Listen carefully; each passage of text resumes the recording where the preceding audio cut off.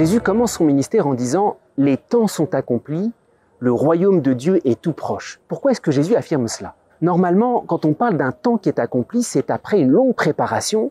On dit « Ah, les hommes se sont bien préparés, le temps est venu, le temps est accompli.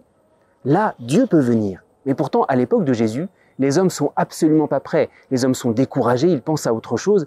On a la tentation de dire « Mais c'est absolument pas le moment prêt. Les temps ne sont pas accomplis pour que Dieu vienne. » C'est important parce qu'en réalité, ce n'est pas le temps de l'homme, c'est le temps de Dieu. Dieu a décidé de venir, même si l'homme n'est pas prêt, même si l'homme pense à autre chose. Et le premier moment de la conversion, c'est de passer de ce temps des hommes, qui est organisé de multiples manières, au temps de Dieu. Et j'allais dire, c'est un moment très important de la conversion. Nous, on pense souvent qu'on est maître de notre temps. Plus on est adulte, plus on organise notre temps, tout est bien organisé, c'est nous qui gérons notre temps.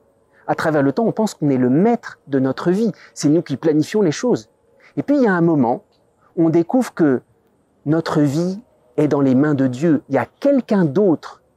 Le temps, c'est Dieu qui le mesure, c'est Dieu qui en est le maître. Les événements de notre vie, on pense que c'est nous, mais c'est dans les mains de quelqu'un qui est plus grand que nous. Et c'est très exigeant. Alors, en fait, c'est le temps de Dieu.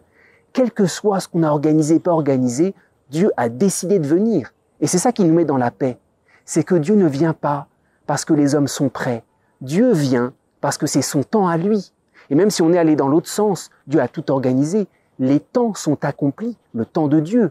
Le royaume de Dieu est tout proche, littéralement, c'est approché. Alors, il y a une exigence de conversion extrêmement profonde, parce que quand on découvre ce sens du temps de Dieu, notre temps ne nous appartient plus.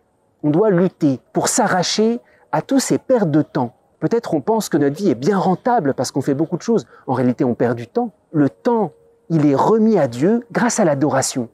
Grâce à l'adoration, on rentre dans un autre temps où on comprend que c'est Dieu qui gouverne notre vie. Alors, cet évangile, c'est un appel à la conversion.